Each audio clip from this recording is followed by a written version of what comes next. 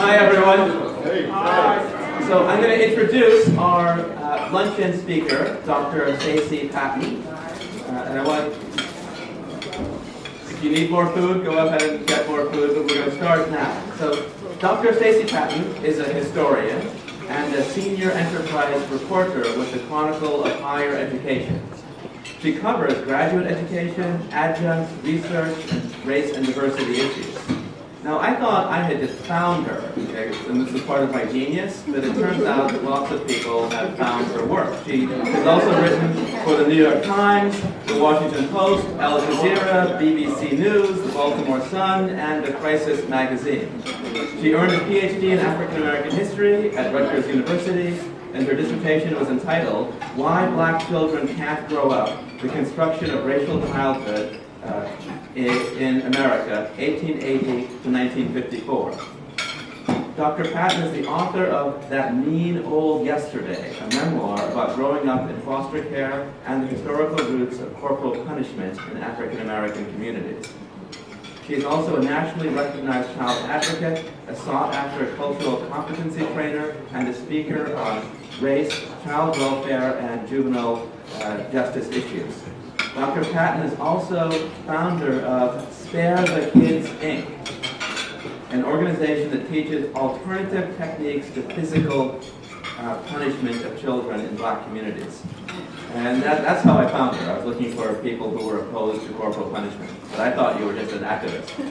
I didn't know that you were so much more. She's been featured on CBS Today. So this is really, I'm really not a genius for finding here. She's been featured on CBS Today, the Melissa Harris Perry Show, All In with Chris Matthews on MSNBC, NPR, and a plethora of other media outlets. She resides in the Washington, D.C. area.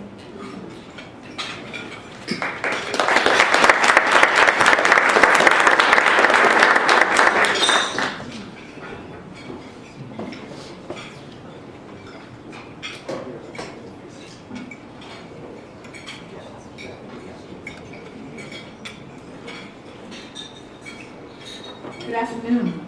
I want to thank Anthony and the College of Law for organizing this very important and unfortunately timely conference. I'm incredibly grateful to be participating in this conversation on the preservation of black childhood. I believe that part of the solution to many of the problems we discussed earlier this morning can be achieved by understanding history and asking ourselves how we got here.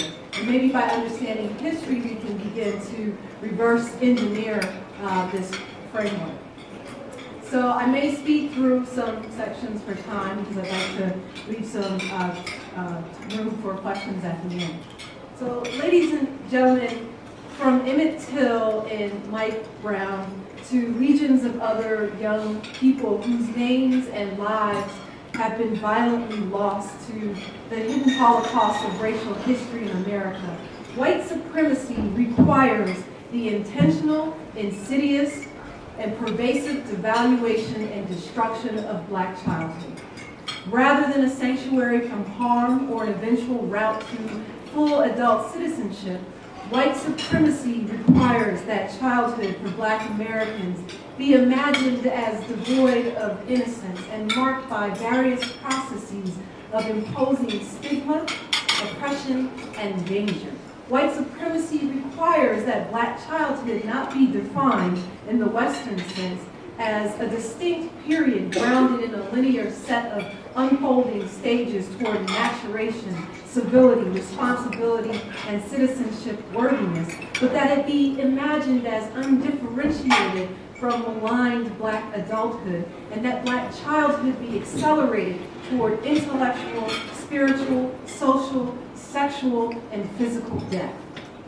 And white supremacy requires the participation of black people, sometimes unconsciously, in that dehumanization process, a process which unfolds at each developmental milestone in the life of a child: embryonic development, the moment of birth, infancy, adolescence, and puberty.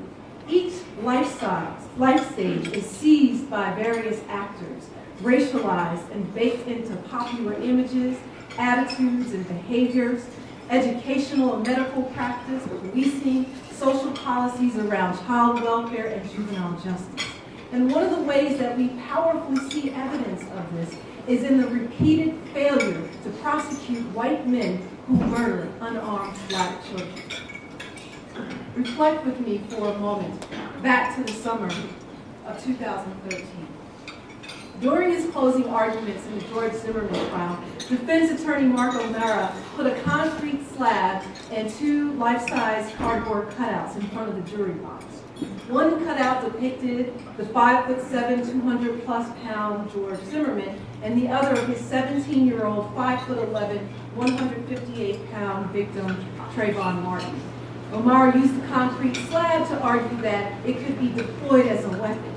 And with the help of the cardboard cutouts, O'Mara effectively sought to illustrate the size disparity between Zimmerman and Martin. And using computer animation, he sought to convince the jury panel that the clinically obese freelance neighborhood watchman reasonably feared for his life during his fight with the taller, allegedly stronger Trayvon Martin. And so Zimmerman was thereby justified in shooting the teen in self-defense. Throughout the trial, O'Mara repeatedly referred to Martin as a young man. His language and his fixation on Martin's size reveals that O'Mara intuitively understood that he had to draw upon an old cultural trove of racial images and scientific discourses to remind the jury and millions of Americans tuning into the trial that George Zimmerman was not in a fight for his life with a child, but with a dangerous adult-like group who could only be stopped with lethal force. Something else happened during the closing arguments. In his rebuttal, prosecutor John Guy repeatedly referred to Martin as a boy, not in the disparaging Jim Crow-esque infantilization of black men sense of the word, but in an attempt to restore him to childhood and carve out a space for him in the category of innocence, to bestow on him an emotional life, in an effort to convince the jury that this youth feared for his life as he was stalked and then attacked by a grown man who profiled him because of his race. Here, the prosecutor's question to the jury: isn't that every child's worst nightmare, to be followed on the way home in the dark by a stranger? Isn't that every child's worst fear? And recall that Martin, in his last cell phone conversation with his friend Rachel Gentile, said he was being followed by a creepy-ass cracker. Sorry to the child in the room, he's here.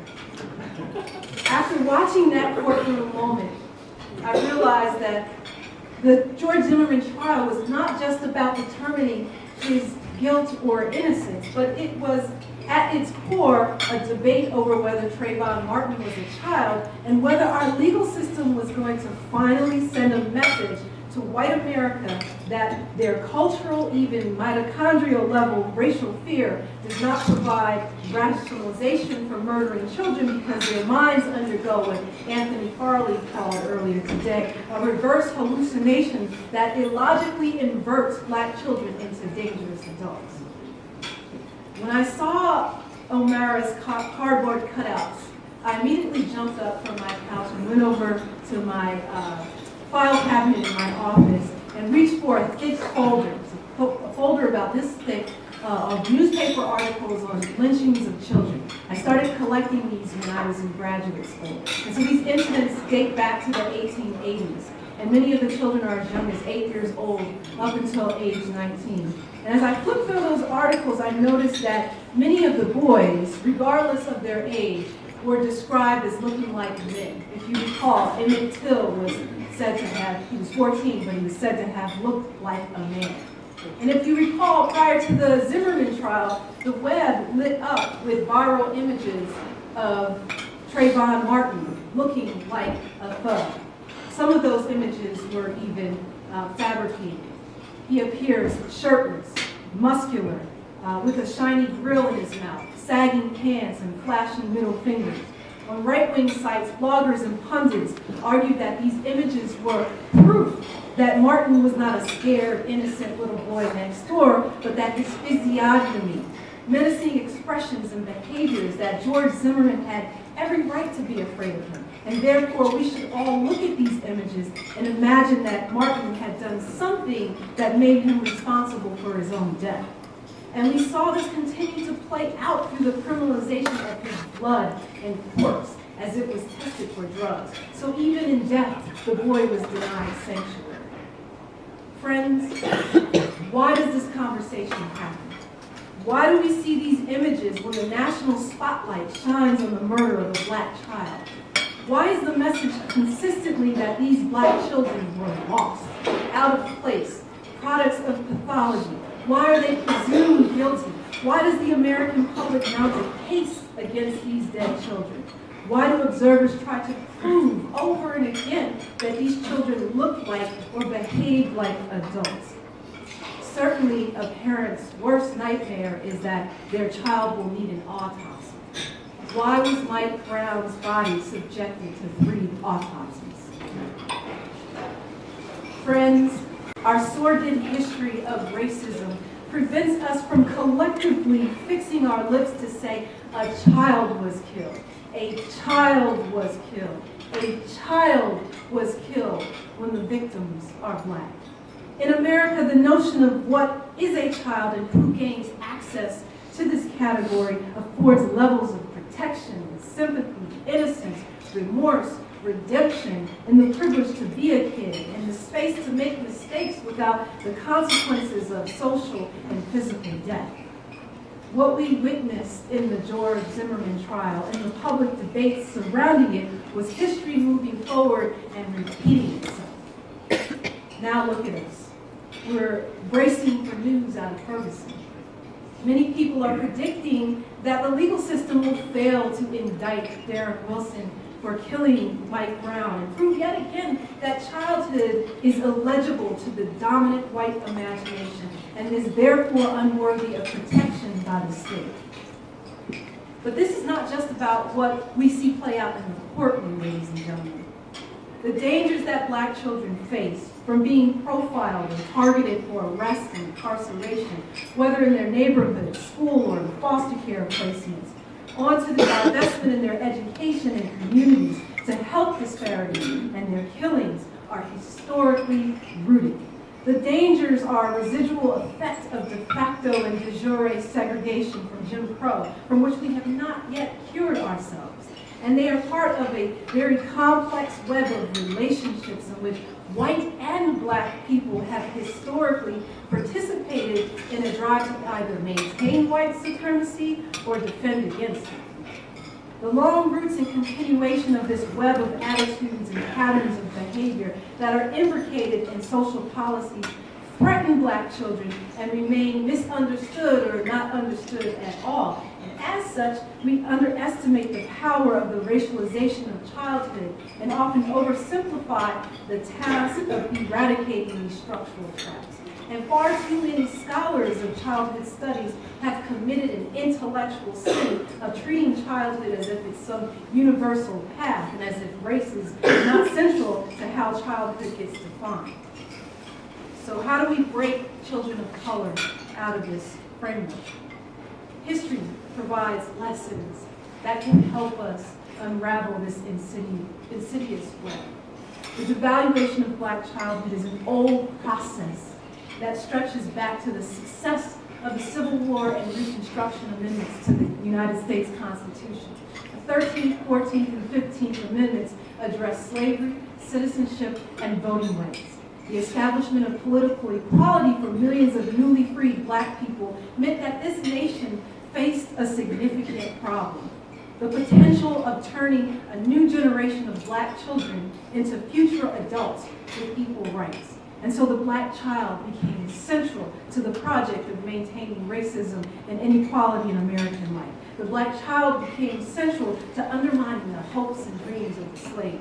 The racialization of the black child and all of its insidious consequences was foundational to the formation of a post-emancipation racial hierarchy.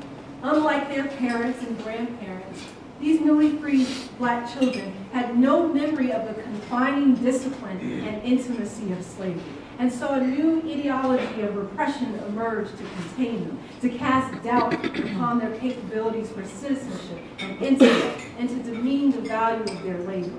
Without the racialization of black children, without controlling their minds and their bodies, they would have grown to be full and equal citizens. Now, we've been warned about the centrality of the child to the project of white supremacy ever since Reconstruction. We have W.E.B. Du Bois, for example, who foregrounded the child in his civil rights work, and later the Black Panthers, who took the unusual step as a revolutionary group of understanding and promoting the significance of childhood to black liberation. Or think about ordinary parents like Amy Till, who let the world look into her son's casket by putting that image of his battered face juxtaposed against that famous portrait of him smiling, was a mother's own effort to emphasize and remind people of his innocence and childhood. Let us hear the voice of W.E.B. Du Bois.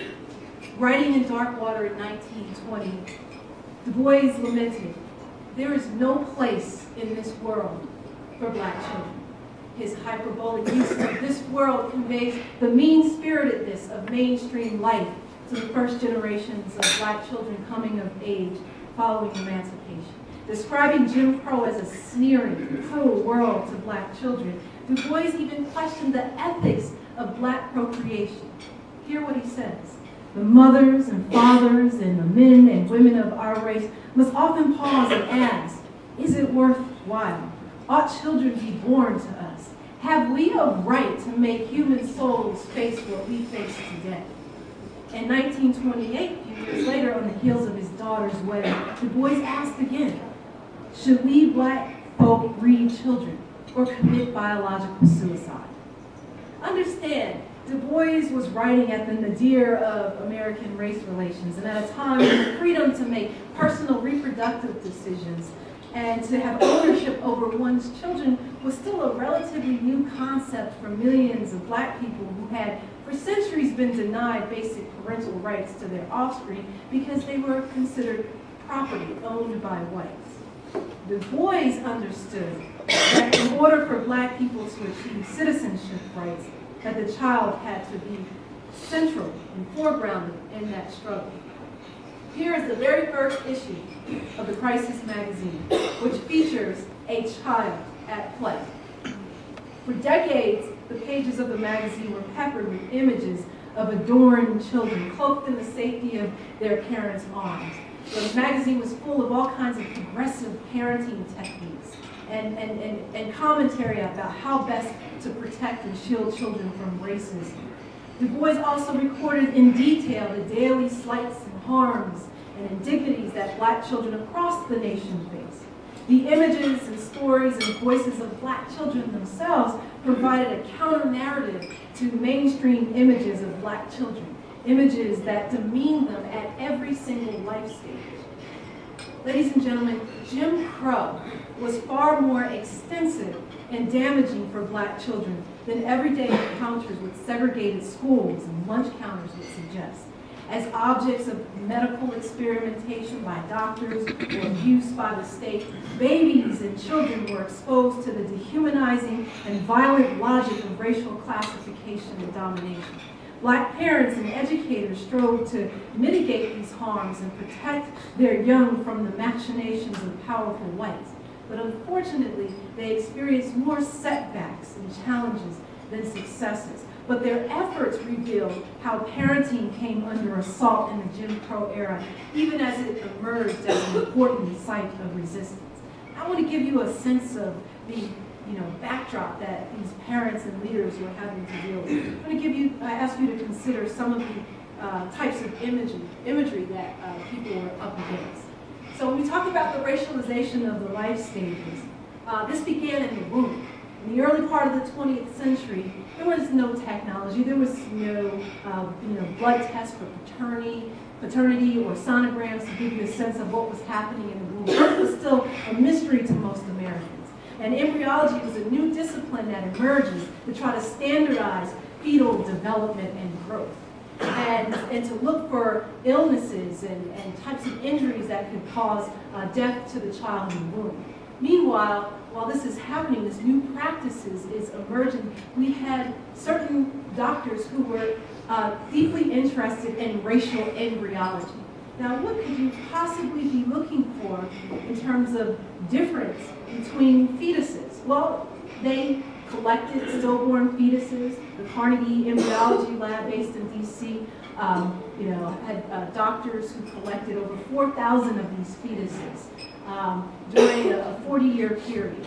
And some doctors were looking at these fetuses, measuring their brains, looking at the hands and feet of Negro fetuses and saying that they displayed simian features, so they were like animals prior to birth. Of course, the brain size was much smaller. Sometimes the genitals of the fetuses were also measured to look for signs of racial difference.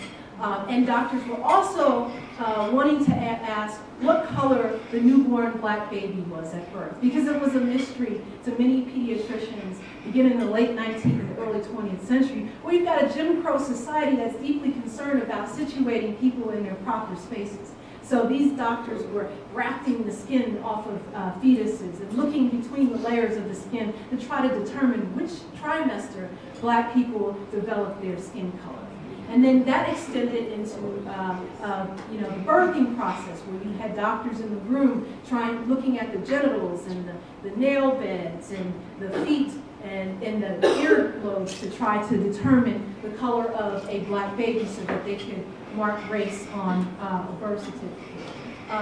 We have more of these studies here that measure, this one is particularly measuring the head and the brain, which here is proportionately smaller in the Negro, and so on. So the entire fetal body was measured for signs, right up to the lips. The lips are much thicker in the Negro fetus. It's the last line of that. And this extends also into adolescence, where,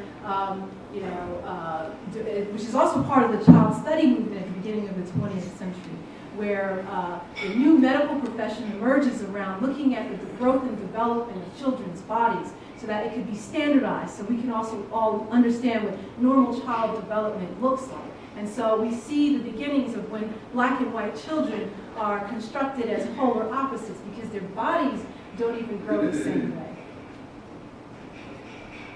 You have things like this going on, where progressive era institutions are emerging in black communities, and black children are subjected to medical experimentation and abuse by doctors. This is a picture from the University of Georgia Club. These are fourth-year doctors who are posing for their yearbook. And so in those yearbooks, you would see all kinds of racial jokes about the patients that they're serving in these communities.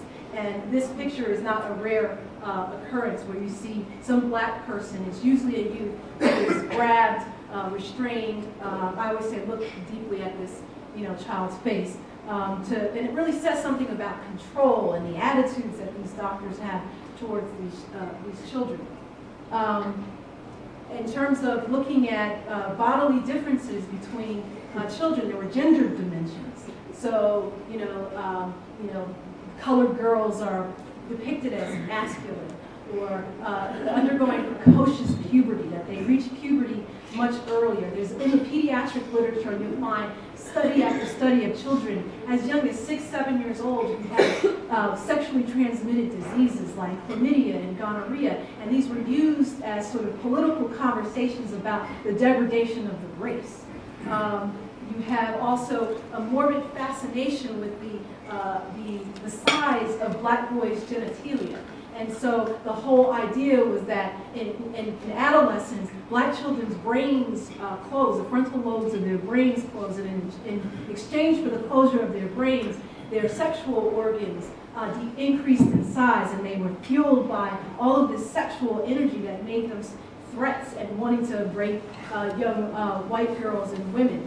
There are some studies that that basically concluded that the average adolescent black boy's penis was the same size of an average grown white male. I'm not making this stuff up, folks. I'm just giving you some samples of this stuff.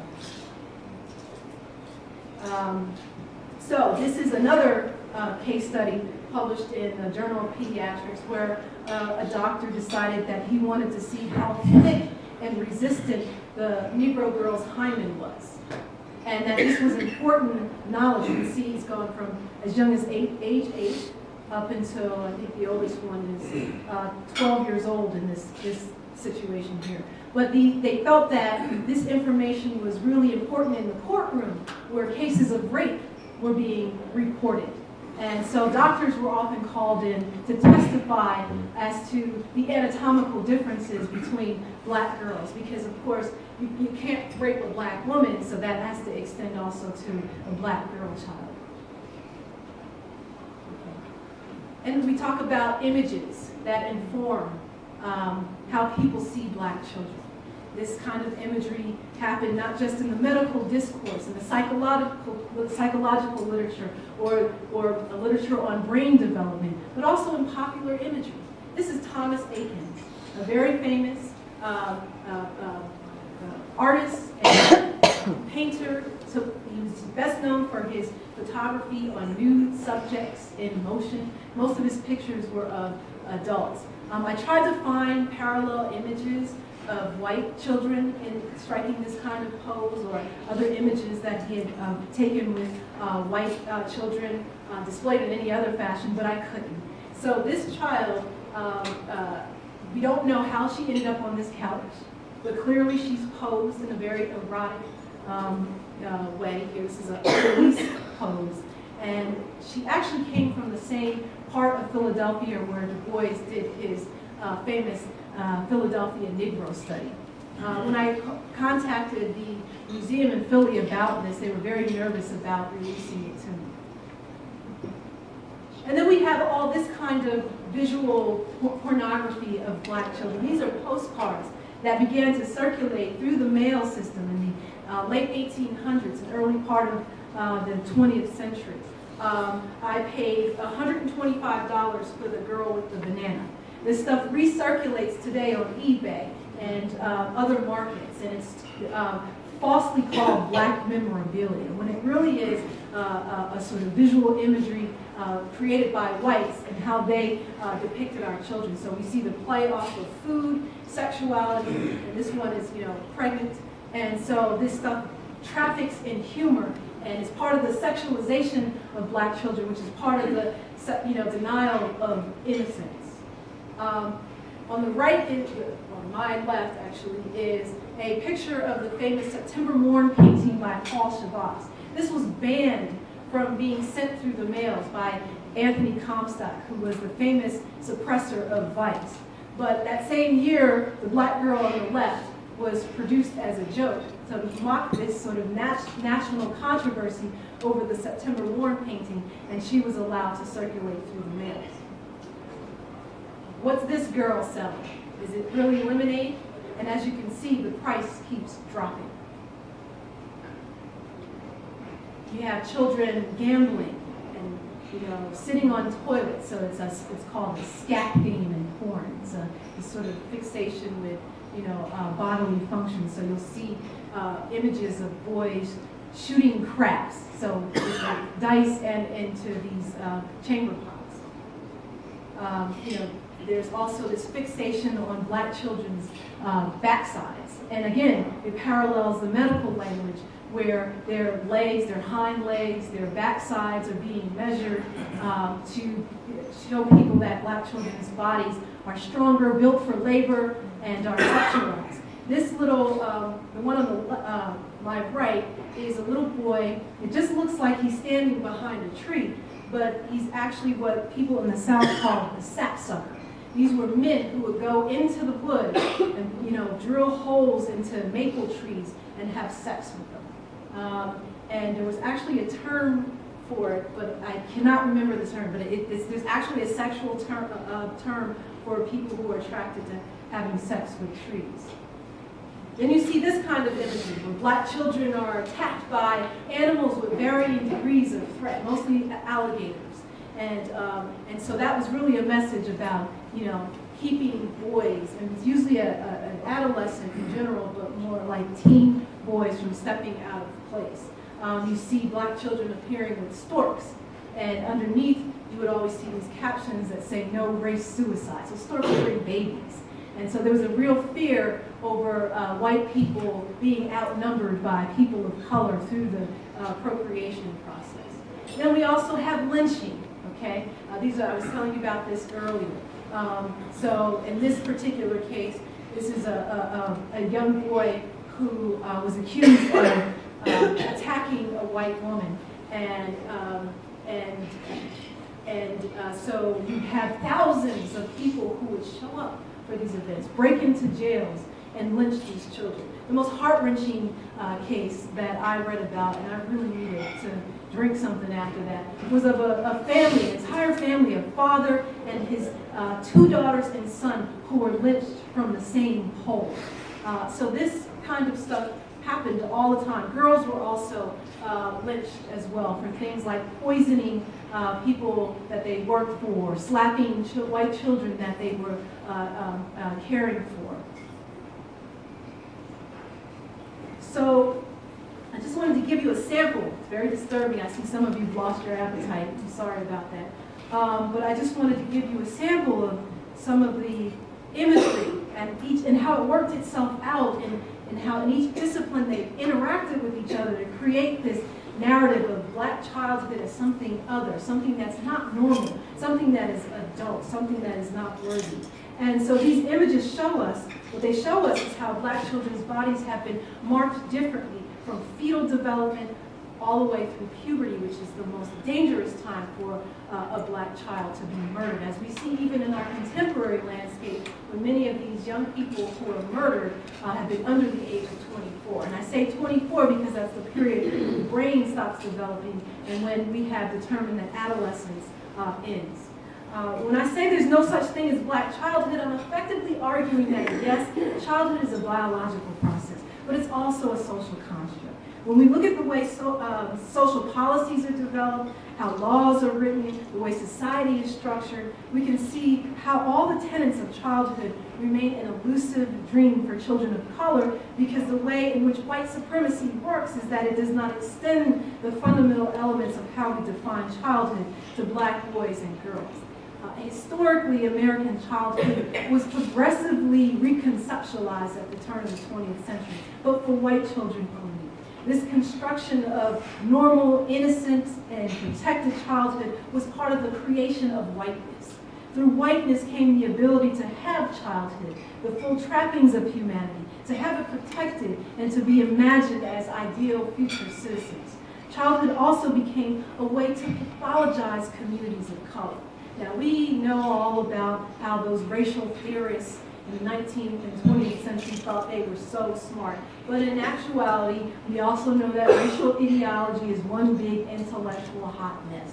It really doesn't make sense. But one of the arguments was that black adults were stuck in a continuous limbo of childhood, that they're irresponsible, uncivil, criminal, innately inferior, and doomed to extinction.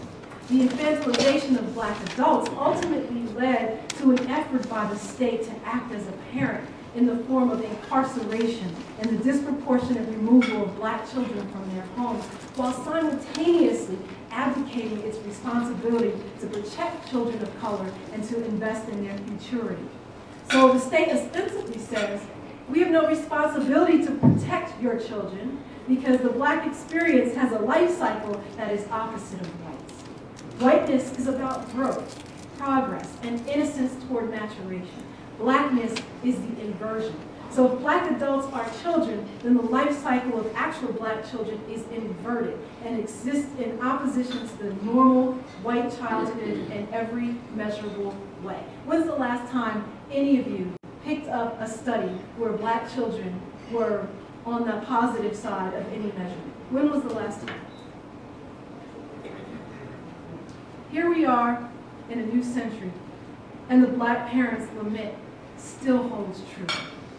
How do we bring our children up in this world, in an American society that fundamentally hates them? How do we raise children in a society where systems of power cause black parents to parent and nurture from a place of fear? How do we understand the ways in which systemic racism influences black people to police the behavior and punish their children in certain ways, because the goal of a white supremacist framework is to create corporal bodies and regulate who has access to the privileges and protections of citizenship. When black parents read about the murders of the Jordan Davises, the Darius Simmonses, the Trayvon Martins, the Mike Browns, the Ayanna Stanley Joneses, and the Manisha McBrides, they are forced to retreat from optimism and instill fear in their children by warning them about the dangers of white people and especially the police. In the process of trying to protect their young, black people sometimes end up dehumanizing them. And one of the ways in which this happens is through violent physical discipline. For many black people, whipping their children, which is a vestige of the plantation, is a rational reaction, a form of self-defense to what black parents think they have to prepare their children for so they can keep them alive. Many parents believe that their offspring have to develop thick calluses to the violence and dehumanization of the world around them. But far too often what happens is that we end up feeding our children to the foster care system and putting them at risk for further abuse and devaluation in a foster care system, which is fast becoming a breeding ground for the juvenile justice and prison pipeline. In some states, nearly 60% of their adult prison population has had contact with foster care. Because even abused and traumatized black children are viewed by a largely white social services and juvenile justice profession as devoid of emotional lives despite their histories of neglect and victimization. So foster children are often over-medicated, suspended from school, arrested, and sentenced to longer confinements because studies show that judges tend to be more biased against kids who have histories of foster care. And far too many foster youth end up aging out of care, disabled and unprepared for adulthood, and the cycle continues. So let me conclude here, friends, by saying that just as we've learned from history about the ways white supremacy constrains and denies black childhood, we can also learn from history about how the struggles to protect and empower young people comes through organizing and protest when the legal system and state legislatures abdicate their responsibility to protect young people.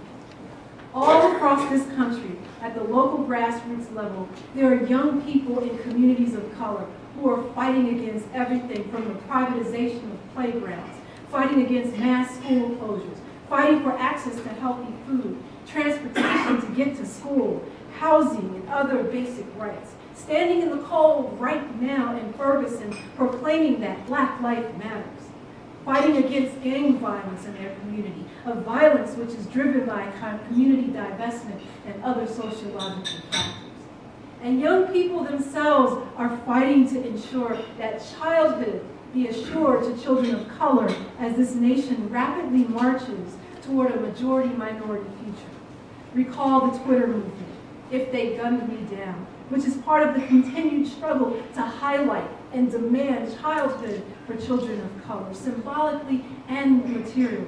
This was a virtual and visible protest that let the nation know and the world know that these young people of color are cognizant and recognize how the dominant white imagination does not see young shooting victims as children or as innocent for the sake of justifying their murders.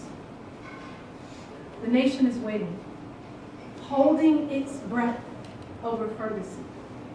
Everybody agrees that Emmett Till, just like Emmett Till, this decision in the killing of Mike Brown has the potential to change history in ways that we can't predict.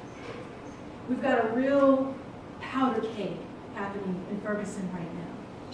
Members of a racist police force in a small, mostly black suburb that years ago went to Israel for training in crowd control. You've got the KKK that has threatened violence against protesters. A state of emergency has been declared. The National Guard is in place and they're conducting tactical drills. Gun ammo sales in the area have soared 700%, I read the other day. Student activists of all races are in the street putting themselves on the line. So powerful forces are mobilizing to silence youth demanding justice for a peer whose dreams will never be realized. Just as within the larger history of Black freedom movements, like the Children's Crusade of 1963, to the Black Panthers who nourished Black children's bodies with meals so that they can be awake and be able to think during the day at school, Black youth still remain at the forefront of movements of change. But sadly, brothers and sisters, this moment reminds us that Black boys and girls are never viewed as children, never viewed as innocent, never viewed as worthy of protection, never viewed as fully human, and never viewed as worthy of being alive.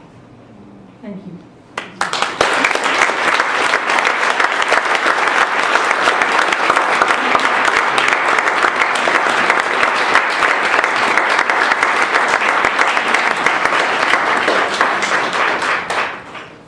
So I think we're a little bit over time, but I think we can adjust. They haven't kicked us out yet. And so we're going to take some questions.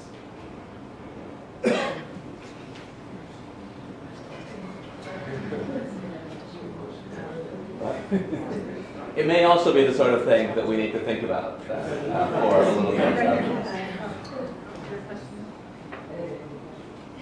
Oh, this is a first for me. Well, I'll have a question, and I'll see if I can pose it correctly. One of the things that stood out to me in the Trayvon Martin death especially was that we did not, well, his parents did not use the image of his death in a way that seemed to, that I thought could have made it more meaningful. If you look at Emmett Till and Mamie Till, how she asked for that open casket so that they could see what was done to her child. I wondered why we don't follow those historical patterns. A lot of people don't realize that Trayvon Martin was shot through the heart. And I wonder would that have made any kind of a statement about, his death. The images of Mike Brown laying in the street. I guess I'm wondering why don't we follow those kinds of historical patterns or take those historical cues. On the opposite hand, it seems like we do more, the parents who've lost these children are forced to then parent the nation and call for silence and say, we don't want you to react, we don't want you to riot, we don't want you to be violent in the midst of our child's death. And so, I'm not sure, I guess, why don't we follow those historical patterns, or do you think there's any reason to follow those kinds of historical patterns? That's a great question. And Mamie Till was actually not the first to publicly release images of her child after he had been murdered. Other Black parents have done the same thing. I think there are many ways you can answer this question. Some might say, well, you can't really top Emmett Till, right? Because that was a pretty gruesome photograph. Some may argue that we've become desensitized to Black death, not just here in the U.S., but globally. I mean, you think about natural catastrophes, whether it's in Haiti or elsewhere, and you just see, or in Katrina, where we see Black bodies floating in the water, Black death everywhere, just displayed, while we, as a nation, debate whether we should show the dead bodies of 9/11 victims or the school victims in Newton. So there's always a debate, a controversy about showing dead white bodies, especially children. So we consistently fill the internet and our media coverage with images of Black suffering and death. And so maybe people have become so desensitized to it, so used to it, that the parents might think it won't matter. It just won't matter. I think what Trayvon Martin's parents tried to do was make sure people saw the cute images of their child to humanize them. I mean, and quite frankly, at the personal level, I'm not sure that if my child were murdered in this way, that I'd want, especially in the internet age, for that thing to keep recirculating all over the place. But it is a good question as to whether having his, autopsy photos displayed this way, if that would have tugged at the heartstrings and the consciousness of the jury who actually were shown those pictures. It didn't work in the courtroom, so I'm not really sure if it would have worked in the public imagination. I just think that because some of those pictures, the pictures of his dead body laying on the ground with that huge hole in his heart, it was one of the most stark things that made it real to me. It was so stark and so devastating. Before I even looked at the picture, I had to make a conscious decision to do so. And after looking at it, it has never left me.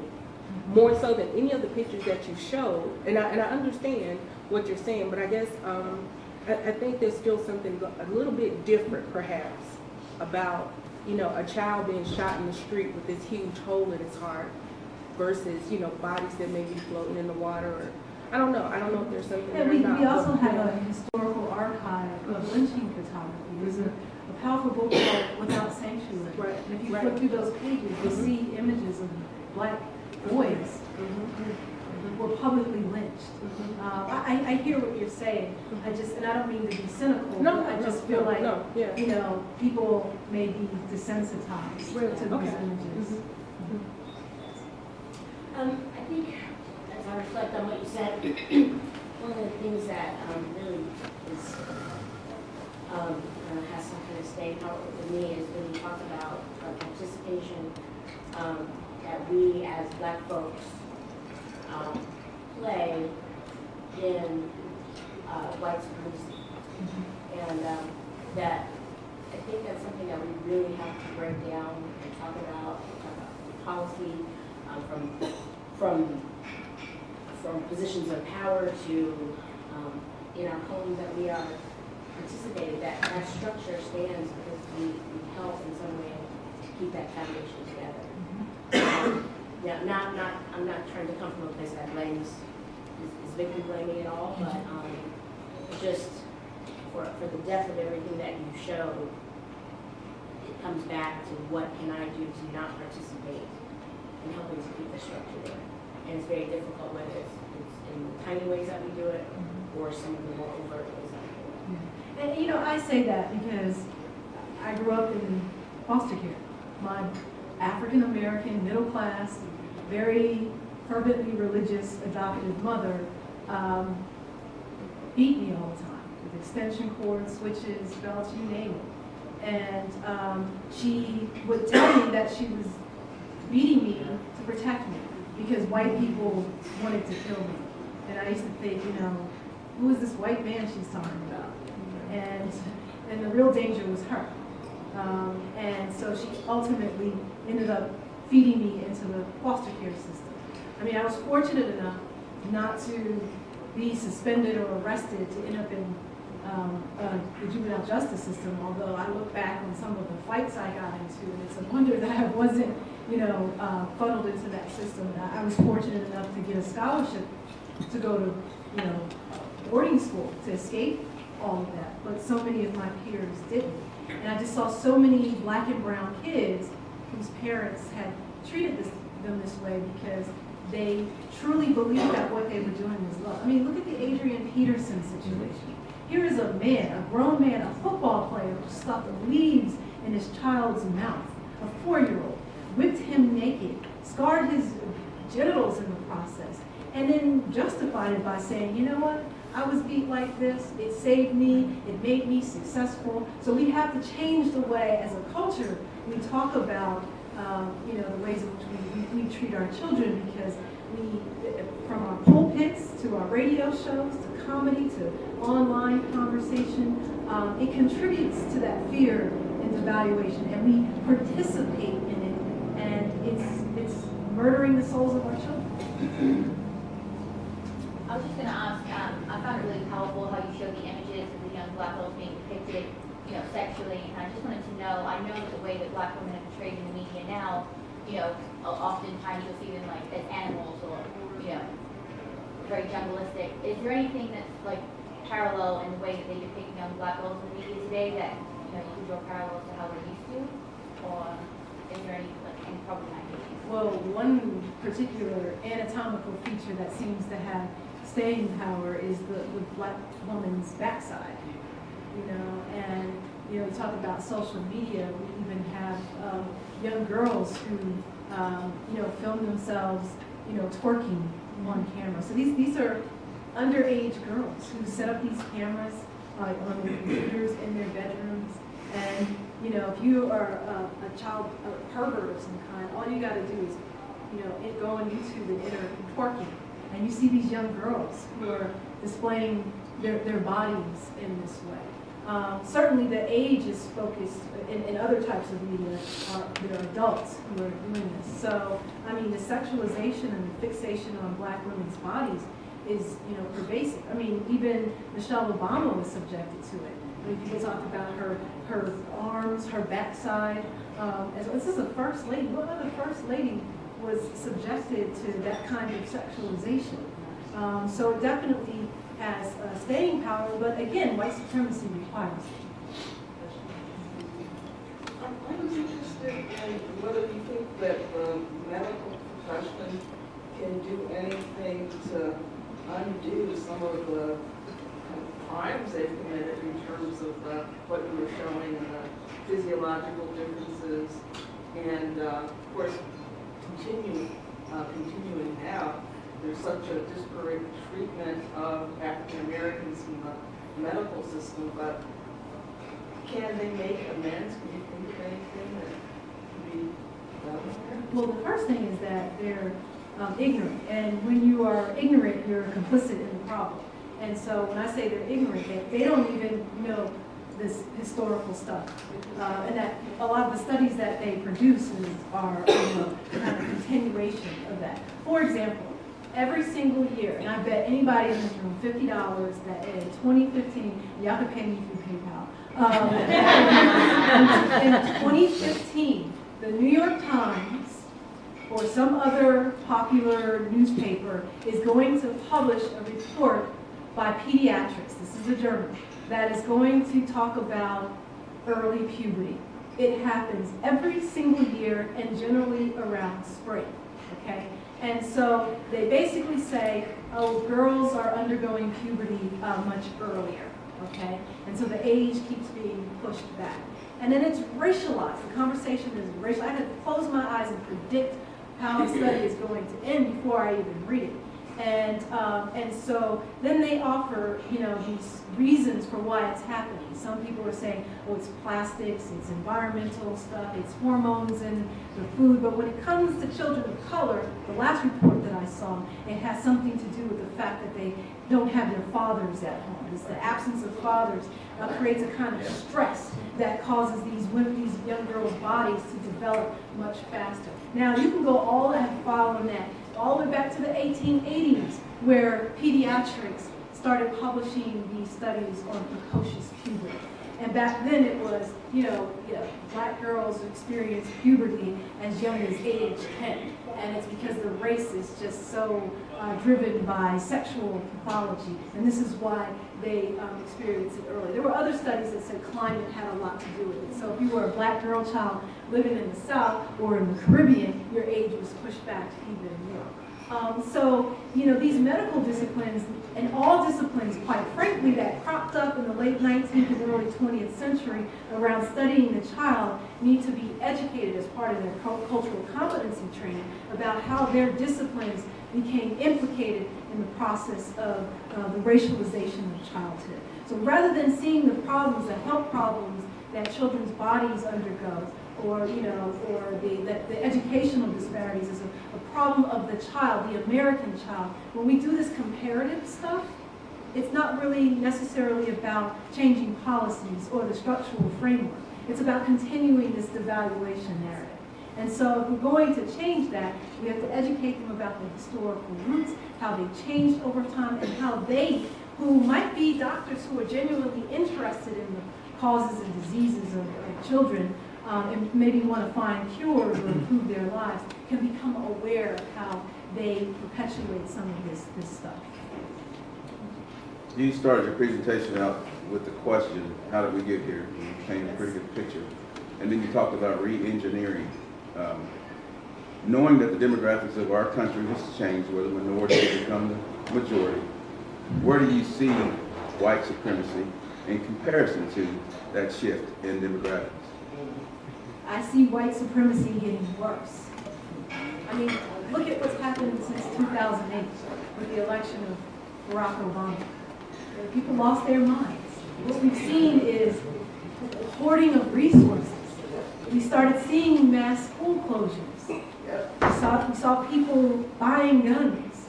We saw increased divestment in communities of color. This is tracked with the election of Barack Obama. And every time our newspapers, every single year, just like the precocious puberty results, when we see these census projections that show that we are on track. This year, for example, was the first kindergarten class in the U.S. where white children were no longer the majority. They're now in the minority. Hispanic enrollments in colleges have surpassed whites for the first time as well. And so you see, I envision a people who are not seeing themselves projected into this biological future. So there's fear and there's hoarding of resources. It's as if to say, well, my kids and my people aren't going to be here, so I'm going to make sure y'all don't have anything so that you can thrive and live and be full citizens. We're not going to leave this here for you people. I might sound cynical, but that's what's happening in every single area as we keep seeing these demographic shifts. We see the disabling of children of color, so the same sorts of problems that and devaluation that face black children at the end of the Reconstruction period are now being extended to Hispanic children. We see it through the DREAM Act, and we see it through other attempts to keep them from having access to education and political enfranchisement. Now, I think because of the time, that's going to have to be the last word for this lunch, but I hope everyone will join me.